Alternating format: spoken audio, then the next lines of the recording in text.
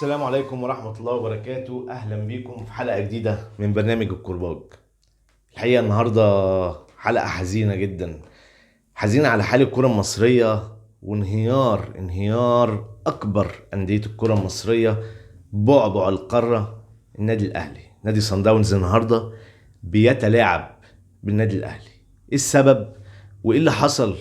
وإيه اللي وصلنا لهذه المرحلة؟ وإيه اللي خلى الأهلي يظهر بالمستوى دوت؟ يلا بينا، تابعني. اهلا بكم مرة تانية، ونبدأ بالصلاة على سيدنا ورسولنا ومولانا محمد عليه افضل الصلاة والسلام. الحقيقة انا حابب في البداية نعزي كل جماهير الكرة المصرية في وفاة الكرة المصرية، وفاة الكرة المصرية. وحابب ابعت رسالة، يعني رسالة حنين الى الماضي.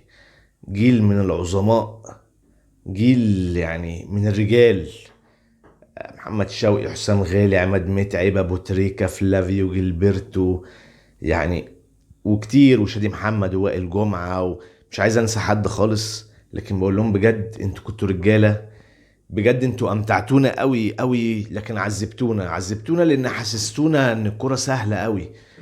ما كنتش اتخيل في حياتي في يوم من الايام، والله العظيم، ان مصر تخسر في مباراة رسمية من اثيوبيا. وحصل. ما كنتش اتخيل في حياتي اني هشوف النادي الاهلي بيشيل 5-0 في افريقيا من نادي. وبرضه ما كنتش اتخيل ان الخمسة دي هتتكرر. لكن الغلطة عند مين؟ الغلطة عندنا. ايوه، الغلطة عندنا، لان اللي بيتبني على غلط لازم يبقى في النهاية غلط. عندنا اتحاد كرة فاشل. لا، انا اسف على الفشل ان انا بوصفهم بالفشل. اتحاد كرة مش موجود اصلا، هو مش موجود، ولما بيتواجد ضد مصلحة الاندية المصرية. اتحاد الكرة دلوقتي مبسوط بشكل الكرة المصرية. لما لعبت الاهلي من 3 ايام قدام مقاولين، اهم حاجة تكون مبسوط. اتحاد الكرة فين اصلا؟ يعني هي الكرة في مصر فين؟ ايه الحلول؟ انا شايف يعني انت عشان تحل، انت اول حاجة تحلها ان انت تمشي الناس دي كلها. يعني المنظومة الرياضية والاعلامية في مصر بصراحة كفاية قرف، كفاية كده. انتوا اصلا يعني الناس المحللين المحترمين اللي بتطلع تدادي في اللعيبة عشان بس نفسية اللعيبة، عشان بس العيال نفسيتها بسكوت، عشان بس ما نقساش على اللعيبة. لا، تقسى على اللعيبة عشان هم مش رجالة، عشان هم مش لعيبة اصلا. هي دي كرة؟ سان داونز عمل ايه النهارده؟ انا لا شفت مع سان داونز لعيب زي بيليه ولا ميسي ولا رونالدينو. ما شفتش في سان داونز، مفيش لعيب في سان داونز لفت نظري. تخيل، الفرقه اللي شايلتنا 5 دي مفيش فيها لعيب واحد لفت نظري، والله العظيم. عارف ليه؟ لان هما بيلعبوا كرة قدم. 11 لاعب بيعرف يعني ايه اساسيات الكرة، يعني ايه استلم الكرة، يعني ايه اباصي الكرة. عشان هما بيلعبوا الكرة، يعني بيباصي الكرة ومش يتحرك، بيباصي الكرة ويفتح سبرنت يروح المساحة الفاضية يملاها. لكن انت بتباصي الكرة وواقف مكانك، يا ترى هيعدي؟ يلا طب ادعي له بقى. بتباصي الكرة وتدعي لزميلك هيعدي ولا مش هيعدي. مستني الكرة تجيلك لحد عندك، ناقص نجيب لك الكرسي وتقعد عشان تجيلك الكرة بقى ايه من غير ما تتعب. ايه القرف ده؟ ايه القرف ده؟ ايه يا محمد عبد المنعم اللي بتعمله ده؟ ايه التعالي على الكرة والتناكة دي؟ تناكة ايه يا عم؟ انت بتتنك على ايه؟ انت فرقة سان داونز دي واخدينك مسحين بيك نجيلة مرة واتنين وتلاتة، يعني ممرمطينك باختصار. بتتنك على ايه؟ انت بتتنك على ايه؟ الجون التاني يا محمد يا عبد المنعم، انت كنت شارب ايه يا عم قبل الماتش؟ انت كان عندك 4 ثواني، 4 ثواني انا عديدهم لك. الكوره طلعت وعليت وطلعت اتلعبت 4 ثواني عشان تصحى من الغيبوبه وتستوعب ان ما بقاش فيه لعيبه من الاهلي حواليك. مفيش حواليك غير لعيبه سان داونز عشان تطلع تغطي، تطلع توقعهم في الاوفسايد. انت نايم يا بابا وبتتنك. ايه القرف ده؟ فين نص ملعب الاهلي؟ فين حمدي فتحي والرجوله بتاعته فين؟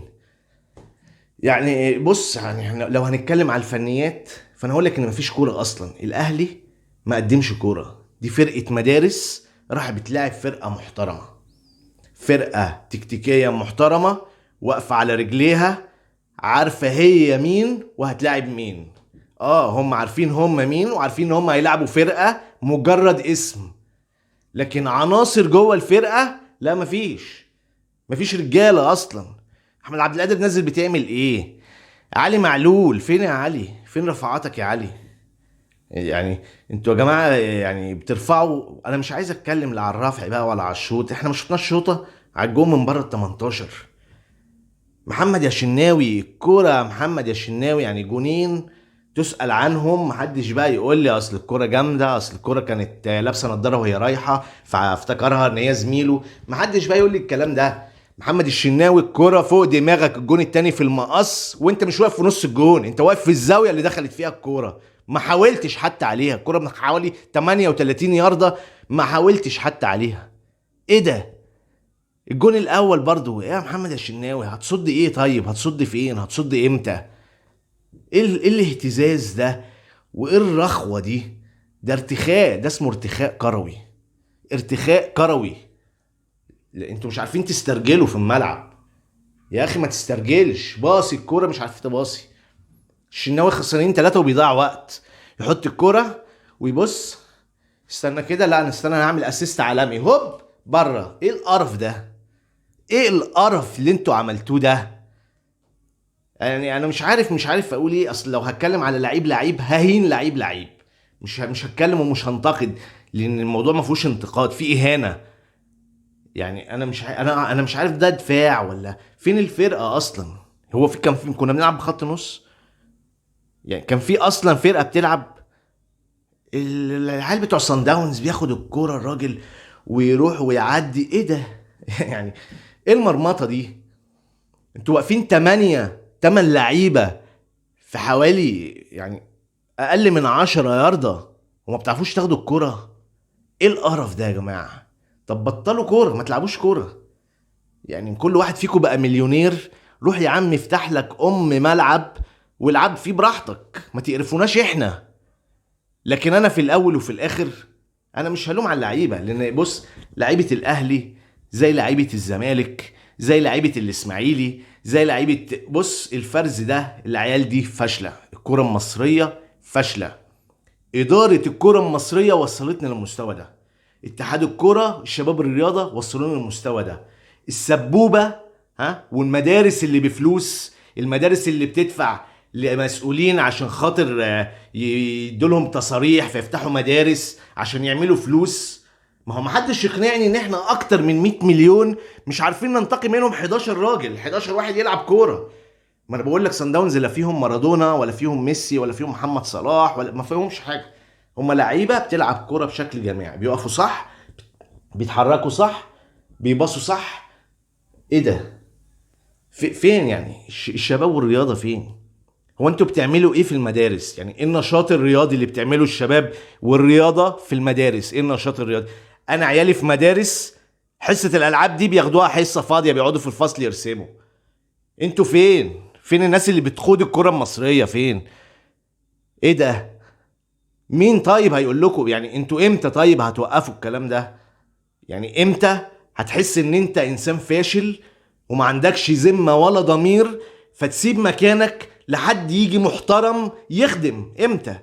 يعني هنفضل لحد امتى نتخانق على كرسي؟ اتحاد كورة الصراحة مقرف، وقرارات مقرفة، وإدارة مقرفة، ومسابقة دوري مقرفة. يعني مفيش كورة في مصر من الآخر كده. احنا مفيش كورة في مصر. احنا نشجع الكورة بتاعت كرة اليد والله العظيم أرجل 100 مرة، أرجل 100 مرة بالمنظومة كلها. لكن احنا يعني هقول ايه طيب؟ يعني هنتكلم في ايه طيب؟ يعني هنتكلم في ايه؟ يعني عايز اعرف يعني ايه الحل طيب؟ يعني الدوري المصري اهلي وزمالك وبقيه الانديه معاش فلوس. هو الزمالك يعني يا دوب بيعرف يصرف نفسه، الاهلي معاه فلوس والزمالك بيصرف اموره، والاتنين بيجيبوا صفقات فاشله. الاتنين بيجيبوا صفقات فاشله. ميكسيوني، بواليا. لا، في لعيبه دخلت النادي الاهلي. يعني انت جايب سافيو ليه طيب؟ سافيو متضايق من سافيو؟ زعلك في حاجه سافيو؟ ما هو سافيو ده بياخد ملايين. يعني ايه يجي وما يلعبش؟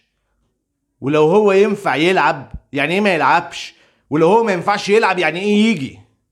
مين اللي بيحاسب الناس دي؟ ايه الفساد اللي احنا فيه ده؟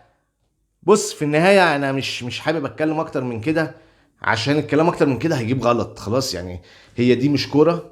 في الخلاصة بتاعت الموضوع ان دي مش كورة. انا لو مدرب منتخب مصر النهاردة هختار بيرسي تاو. بيرسي تاو كان بيلعب سان داونز. بيرسي تاو هو كان الراجل الوحيد في الملعب. تخيل، تخيل انت دي.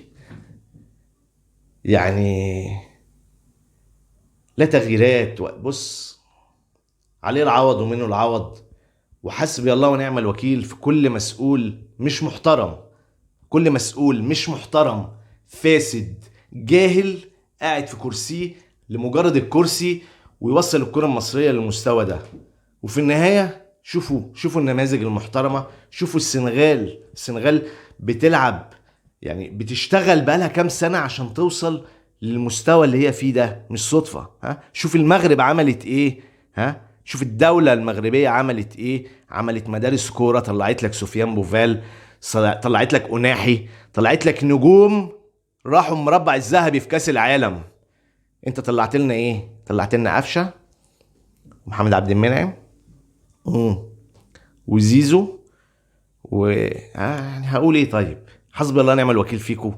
ويا اخي يعني ان شاء الله ربنا يريحنا منكم قريب.